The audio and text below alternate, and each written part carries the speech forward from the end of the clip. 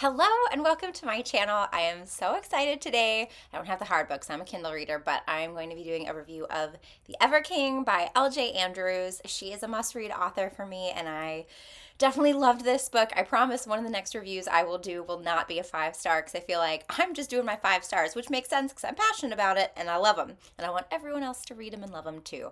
So, yes, I'll be going over a general plot, things I liked about it, as well as some like tropes, like who should read it. And then I'll do a little mini spoiler section, but it'll be pretty short. So I hope you enjoy and stay tuned.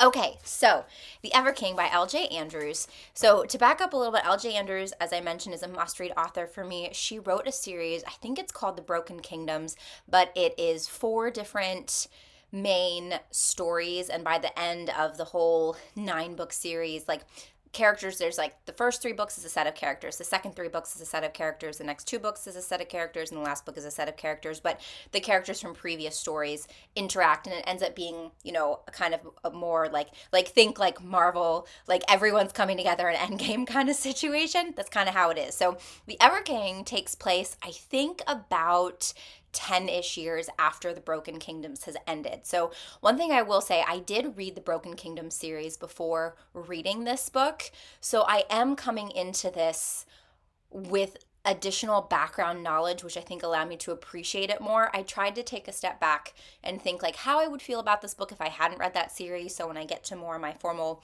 review portion, I'll definitely talk about that. But to start things off, regardless of whether or not you read The Broken Kingdoms, this is technically considered a standalone, so you don't need to read it first, which also means like the background knowledge we get on the back of the book and things, it kind of feels new, it feels different. So the general like plot of the book is you have our 2 main characters, Eric and Livia.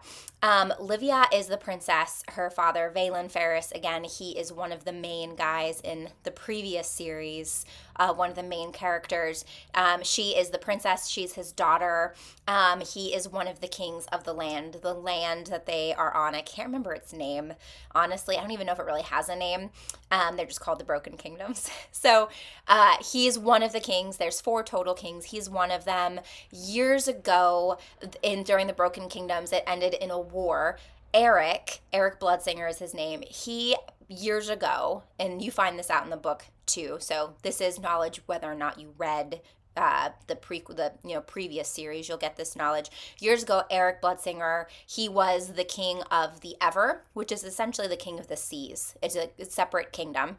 He was the king of the Ever at like 14, and his uncle his uncle was abusive and kind of manipulated him into like being a part of this war, but Valen had previously killed his father, so he's always had this thing out for Valen. Eric Bloodsinger does not like Valen Ferris, so, for years, like 10 years or so ago, the Ever came and fought the land, and the Ever lost. And there were other key players involved there, but we don't need to get into that. So then what happened was the ships, the Ever armies, they just went away and left Eric Bloodsinger at 14 and his cousin, who I think was 12 or something at the time, just left them there. So Valen imprisoned them.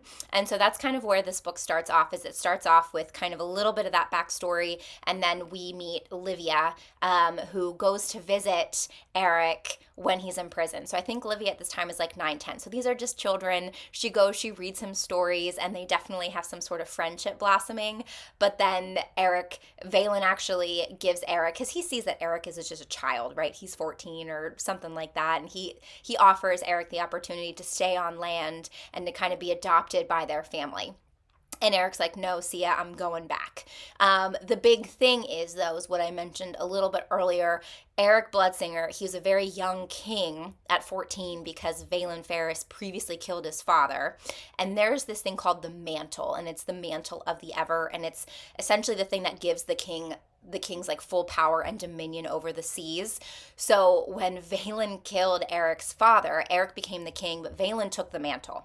So Eric also wants the mantle. So now what happens? Eric wants the mantle. Because Valen has the mantle, he has some power over the seas, and he creates this thing called the chasm, which pretty much like permanently separates the Ever Kingdom from the land to guarantee that, you know, they can never come back. And of course, Valen's a little disappointed. Eric doesn't want to stay because Valen can kind of see the friendship blossoming between Livia, his daughter, and Eric, but that's pretty much where we start. So we find out our two main characters met when they were kids. Eric is really pissed at Valen Ferris and wants the mantle. So there's now this giant chasm in between. So now we pick up the true story where it's 10 years later. And of course, Livia, they're all older. They're more like adults now. And Livia does something to essentially, without meaning to, break the chasm.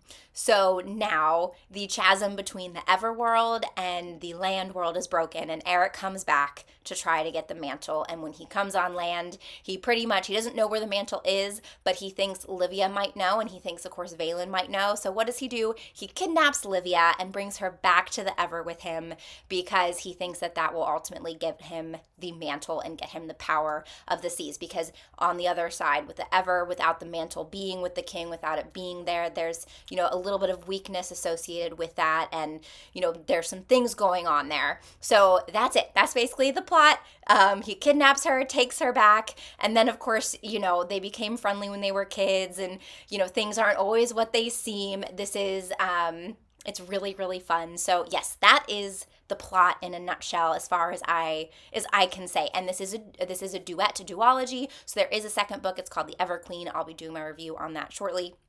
But it is nice because it is a quick read in the sense that the book is, now I'm getting to my review part, by the way. The book is really fast paced, I would say. The chapters are really short, and it's very digestible. I think actually L.J. Andrews, the author, one of the issues I had with the previous series she wrote was she had too many books. Like, it was starting to feel a little long, and she originally said that series was going to be 12 books, and then ended up only being 9. And so I think she learned that she doesn't need to have as many, and I think she really nailed it with these 2 books.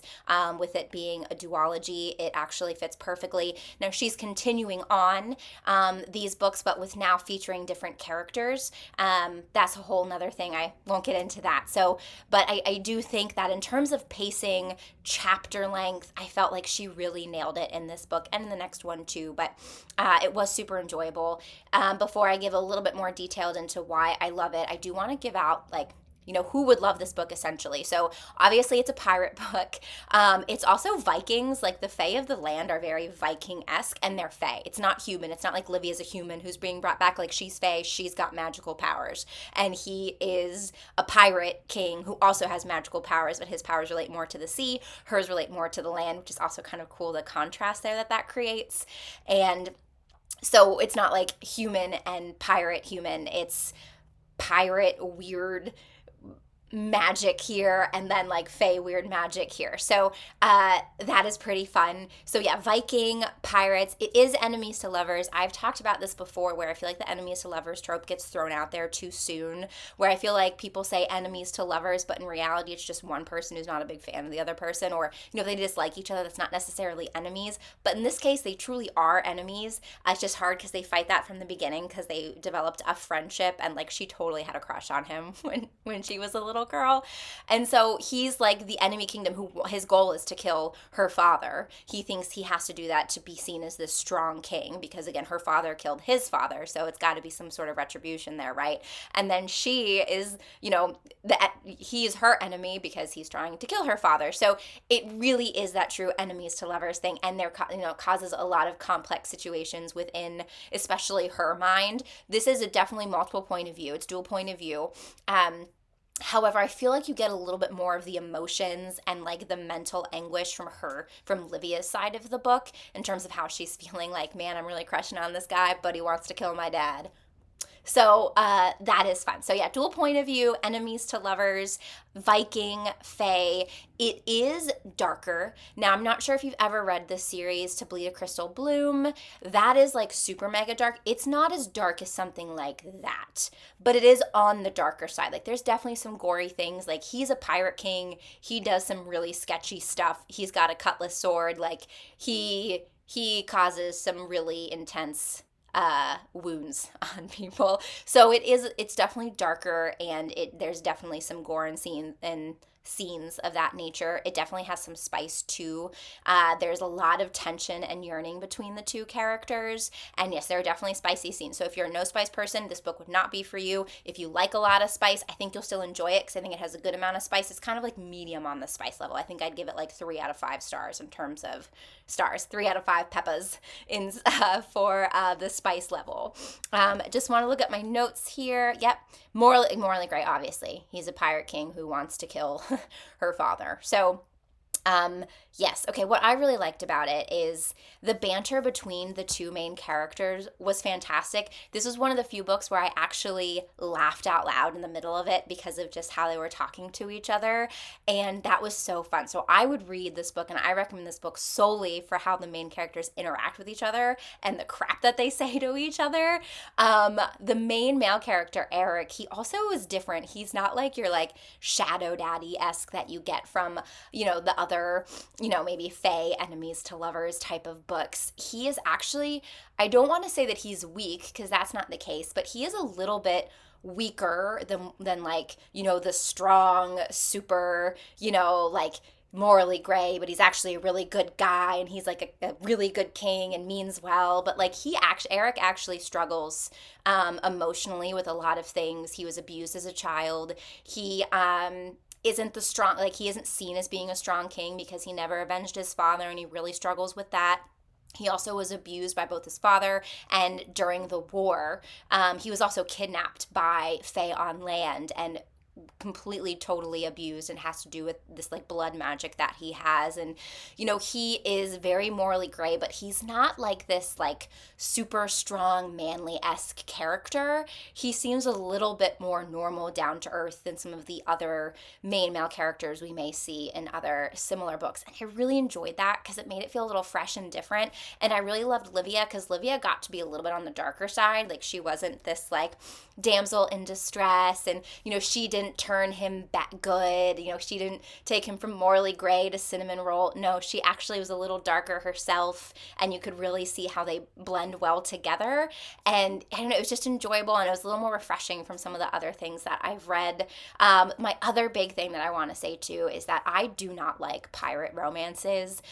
Usually I find them to be kind of dirty and gross, and not like sex scenes, but like just like the descriptions of like the ship, and like everything's just always wet and rotty, and you're peeing in like a bucket. Like it just, I don't like, the location isn't pretty is kind of what I'm trying to get at. And it's one location, it's a ship, right?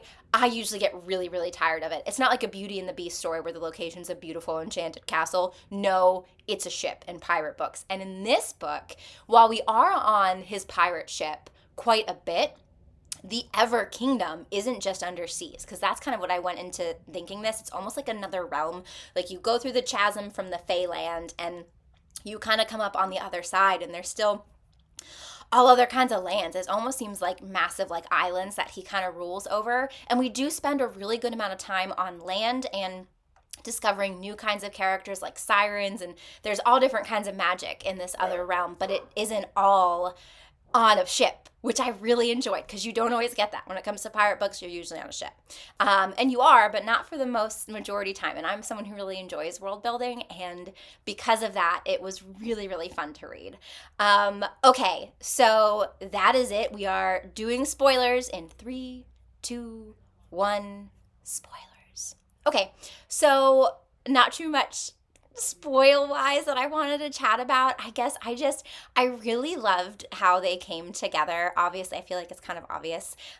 Livia and Eric end up together. I also really liked the side characters and how the one character ended up being his secret brother who wants to overthrow him, which is where we go into the Ever King.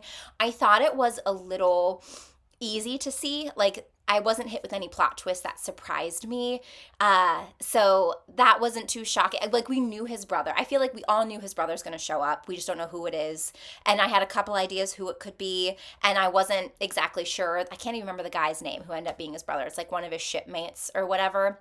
So that was kind of surprising.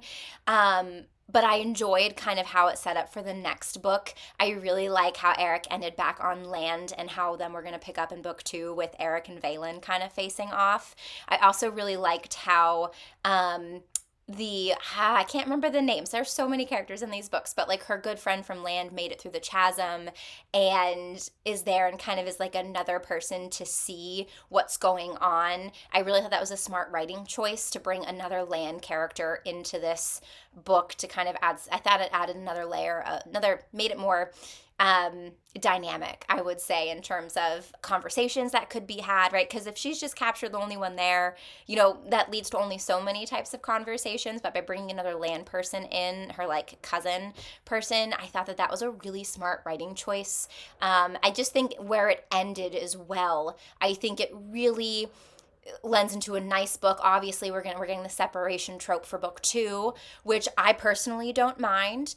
I know some people don't like that, but that is something where if you don't like the separation trope, the separation trope is coming in book 2 because they end completely separate.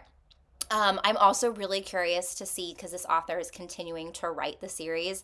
I think Jonas, one of the other kids mentioned from the land, is going to be the next book, and I think we're going to start to see his story starting to unfold in the Everqueen. So ultimately, I just feel like the plot points that she had in this that were a little bit, side plot points, not the main ones, like bringing the people in, like I felt like she's doing a really good job to set up the continuation of the series while also trying to finish up Eric and Livia's story. So I'm really excited to see how that translates into the Everqueen. But yeah, overall, super, super, super loved it. I thought she made really smart writing choices, and I also like the banter. There was one part where like he's walking up the stairs and she's like, "You didn't tell me you had secret passages," and he's like, "Liv, I have secret passages." I don't know. That's one of the things that made me laugh, like just the way they interact. But anyway, so thank you so much for staying through the video. If you've stayed through this point, hopefully that means you've read the book, since we did not major spoilers, but spoilers nonetheless. Let me know if you've read this book, how you feel. You can chat me up on Instagram at Morgan and Bookland, or leave comments, just spoiler free, please. But thank you. And my next video is probably going to be the Everqueen. I have another couple books I want to review. I want to get like a bad book up here because I feel like I'm only doing 5. So we will do a book that I am not a fan of next, so you can see how salty I can be. Although I do have a video on the worst books that I read of 2023, and I get pretty salty there. So thank you for hanging in there, and have a great day.